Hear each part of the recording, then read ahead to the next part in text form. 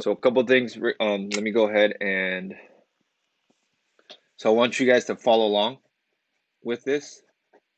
And at the top, you're gonna write ink shading techniques.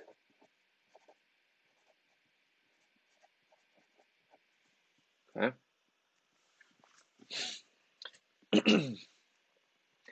So I like using these Sharpies because they're super dark, right? And easily get anything you want solid black. So that's part of the reason why I like Sharpies, and they're permanent too.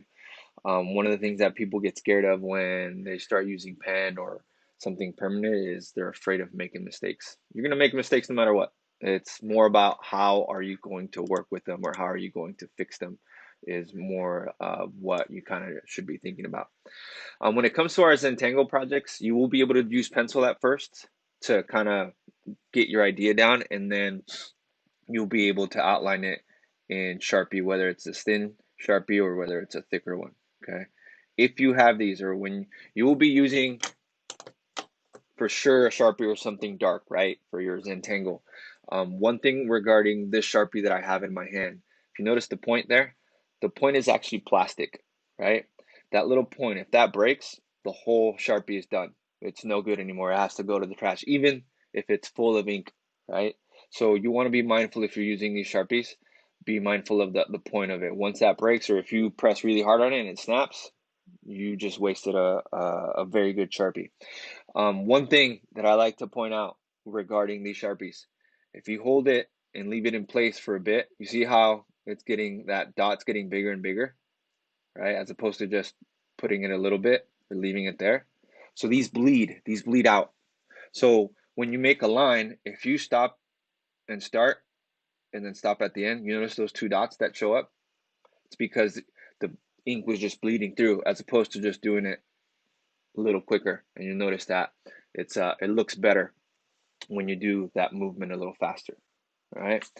So two things when it comes to ink um, that I want everyone to keep in mind: controlled strokes slash movements. Okay. Please make sure that if I'm going too fast or I need to slow down, that you let me know. Okay. So controlled strokes and movements. That goes back to this concept of it bleeding. And then one of the most important things is take your time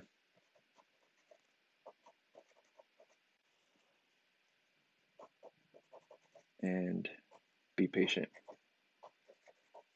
Okay.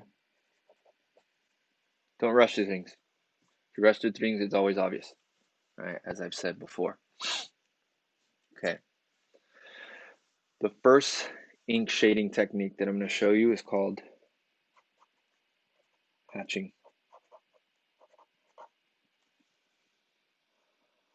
Has anyone ever used a hatchet before or know what a hatchet is?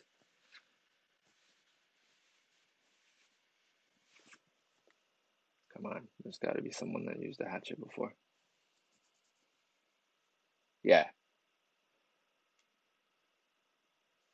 it's very similar to an axe. It's like a miniature axe, if you will, that you can hold in your hand, kind of like Donovan was stating.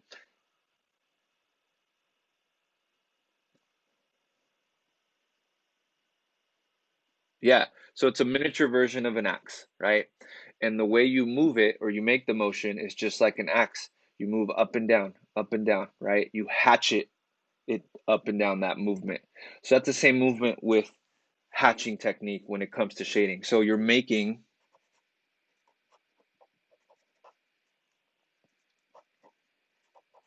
parallel lines to fill an area, okay?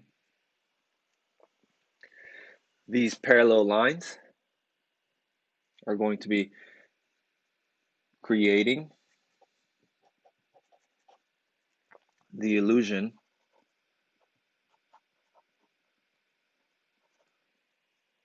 of value with the distance between the lines.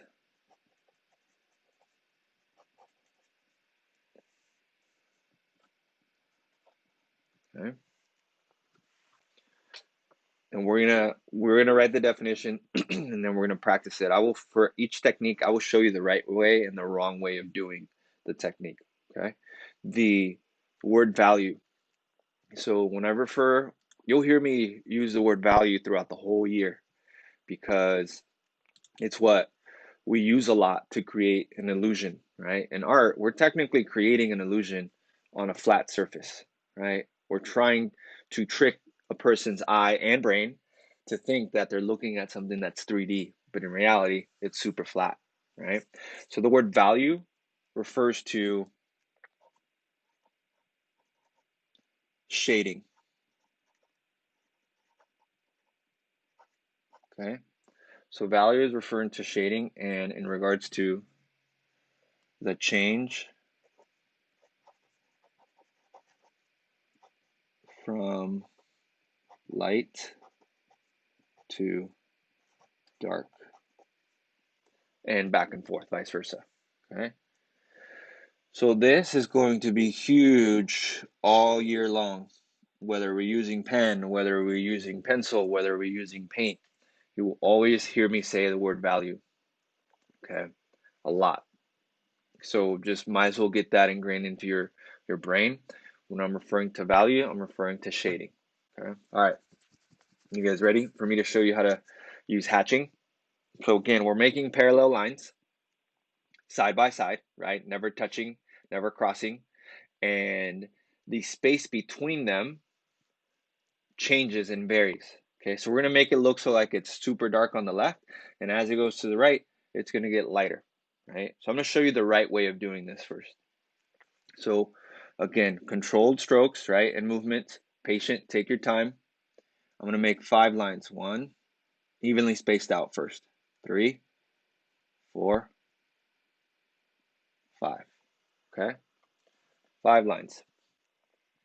And now we want it to look or have that illusion that it's going to get super dark on the left, and as it goes to the right, it's going to get lighter. Okay, so I'm going to go ahead and make lines really close together on the left hand side, and I'm going to make sure and try my best to make them all the same length as well.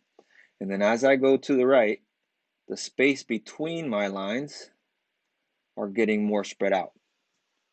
Okay, so the trick is being able to show that it's gradually changing. Okay.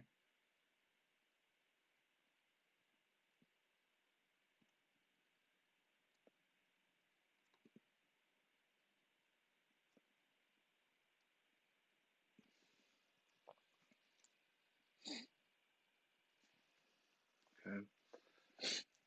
Make this one a little longer. So at the beginning, it's almost going to look like a solid dark line. See how it goes gradually? Dark and then lighter. So this is what we want it to look like. All right. After I show you all 4 of the shading techniques, we will put it into practice. Meaning we'll draw. Here's what we'll draw. So we'll use a hatching, we'll use cross hatching, stippling, and even scribbling. Okay, for each one of these techniques. The wrong way of doing this. Can I show you guys the wrong way? Yeah. It looks sloppy, right? And the lines aren't parallel, they're like slant, and you can tell that you did it fast or the person did it fast. So this is what sloppy looks like. And then go ahead and do this. So it's very reminiscent of what I call chicken scratch. You can tell that I'm starting at the top, right? Because there's a point, and then it looks like these are all tails, right? And then I'm trying to make that illusion that it's darker on the left. Okay. but it's not coming out as clean as the one on the left. Okay, so we don't want it to look like this. iPad froze. All right, so we don't want it to look like this. We want it to look clean and gradual like this one. All right, so that's the first technique. All right, can I do the next one? Take that as a yes. The next one is called cross-hatching.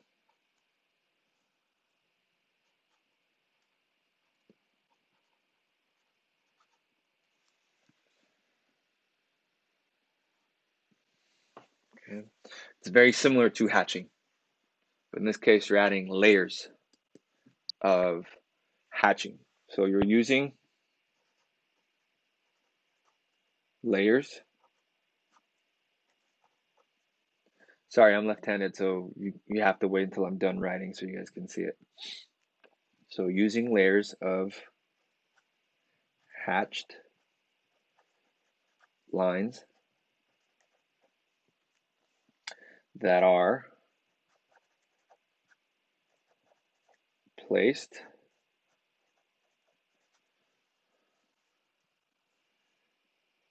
at different angles. Okay. First layer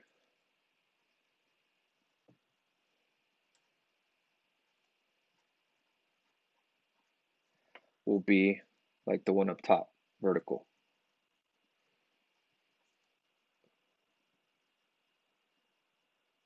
Yes, Vicente, thank you for letting me know. Slow down. Okay. Does anyone want me to zoom in on the paper?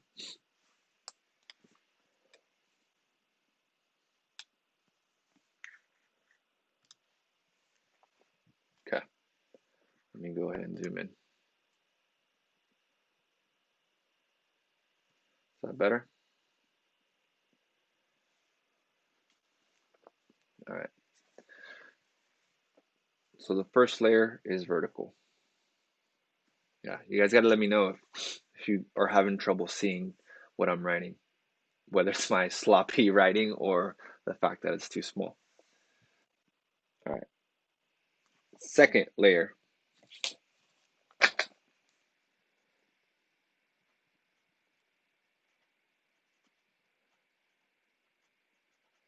Second layer is typically horizontal.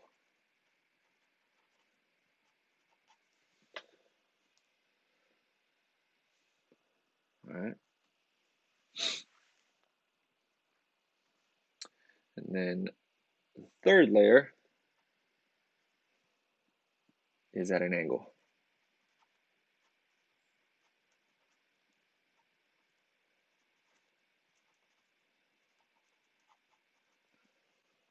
Okay. Now, the order. The order doesn't necessarily matter. Like say you want to be, oh, I want to start the horizontal first. That's fine. But typically, cross-hatching has multiple layers and not one, because if you just have one, then you're doing hatching instead of cross-hatching. Okay. And just to let everyone know, when I teach you a new skill or a new technique, I will typically have notes like this where I give you a definition of it, I show you how it's done, right? And you do it with me, and then we implement these techniques in a project. Okay. And that's usually how I run it.